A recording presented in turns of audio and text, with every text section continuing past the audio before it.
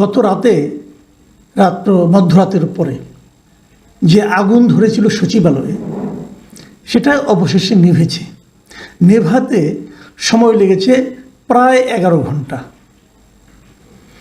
সচিবালয়ের মতো গুরুত্বপূর্ণ জায়গায় যেখানে সাধারণ মানুষ ঢুকতেই পারে না, সেখানে ছুটির দিনের কিভাবে আগুন ধরল? আগুনটা কিন্তু ধরেছে ছুটির দিনে, মাথায় রাখবেন।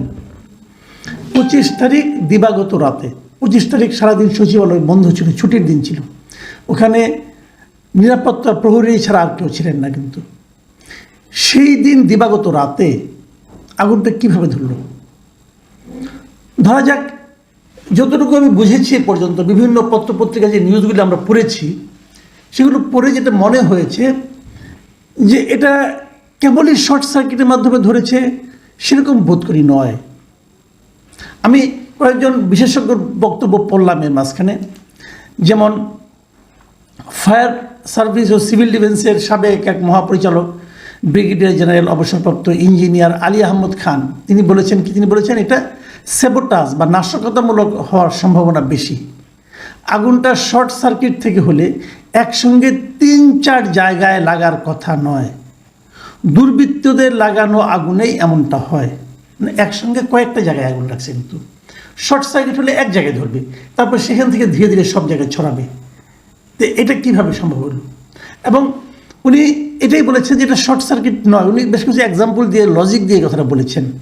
আরেকজন এই ফায়ার সার্ভিসের সাবেক ডিজি আবু নঈম মোহাম্মদ শহীদুল্লাহ, তিনি বলছেন যে আগুন যদি 6 তলাতে হয়, সেটা কিন্তু রিমোট কন্ট্রোলের মাধ্যমেও কোনো কিছু বিস্ফোরণ ঘটিয়ে করা হতে পারে। ড্রোন ব্যবহার কিংবা মানুষ ঢুকেছিল কিনা সেটার আলামত খুঁজতে হবে। এটা স্যাবোটাজ না এমন ভাবার কোনো কারণ নাই। তার মানে উনিও এটাকে স্যাবোটাজই বলছেন। আবার উনি আরেকটা বলছেন যে যেসব কার্যালয়ে আগুন লেগেছে সেখানে ডানে বায়ে কিভাবে ভবনের প্রান্তে চলে যায়, আবার নিচেও আগুন 2 কোণায় পৌঁছে যাওয়া অবিশ্বাস্য। এখানে বারুদের ব্যবহার হতে পারে, সেটাও তদন্তে খুঁজতে হবে। তাহলে মোটামুটি ধরে নেওয়া যাচ্ছে যে আগুনটা লাগানো হয়েছিল, আগুনটা লেগে যায়নি।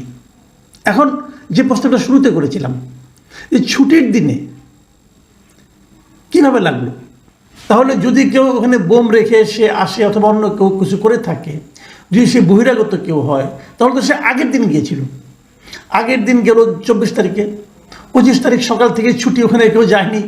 25 তারিখ দিবাগত রাত 1:30টার পরে আগুনটা ধরেছে। তাহলে এই যে একটা লম্বা সময়, 24 ঘন্টারও বেশি সময়, এটা কিভাবে সম্ভব হলো ওখানে? তাহলে উনি যদি আগুন লাগিয়ে এসে থাকেন, সেটা তো মানে 2-3 ঘন্টার মধ্যে জ্বলে যাওয়ার কথা। তার মানে এটা রিমোট কন্ট্রোলের মাধ্যমে হতে পারে, স্যাবোটাজ হতে পারে, টাইম বোম হতে পারে, একসঙ্গে অনেক জায়গায় হতে পারে, অথবা ওই সময়ে তারা হয়তো ভেতরেই ছিল। অনেক কিছু হতে পারে, আমি জানি না কিভাবে।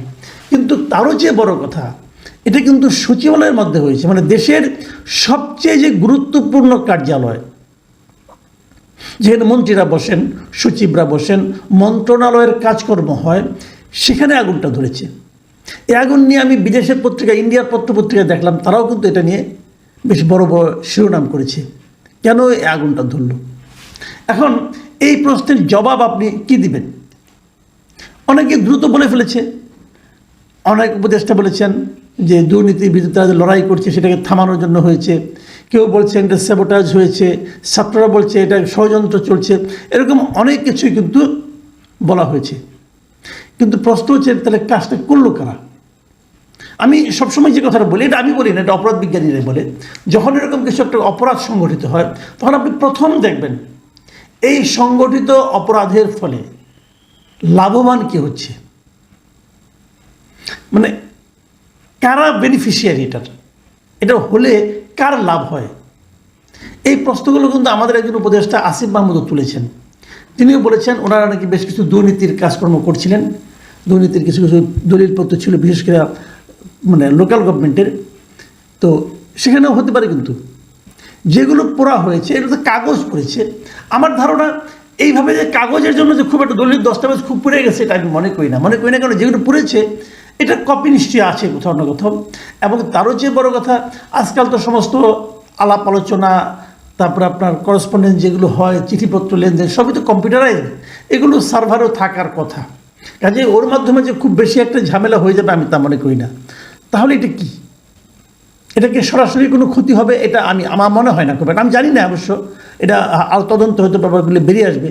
আমার ধারণা যে এরকম দুর্নীতিকে বাধাগ্রস্ত করার জন্য সরকারের অনেক গুরুত্বপূর্ণ তথ্য একদম বিনষ্ট, চিরস্থায়ীভাবে বিনষ্ট করার জন্য এগুলো হয়েছে, এটা আমার কাছে মনে হয় না। কারণ সব ফাইলেরই কপি কোথাও না কোথাও থাকার কথা। তাহলে ঘটনাটা ঘটলো কেন? তাহলে এটা কি কোনো হুমকি? এটা কি কারো কোনো একটা গোষ্ঠী নিজেদের সক্ষমতা প্রমাণ করার জন্য এই কাজটা করেছে? সরকারকে বোঝাতে চেয়েছে দেখো আমরা চাইলে কিন্তু পারি, এমন কি কেউ? তাহলে কারা তারা কারা? তারা কি কোনো পলিটিক্যাল পার্টি, আওয়ামী লীগ? এটা কিন্তু বলা কঠিন।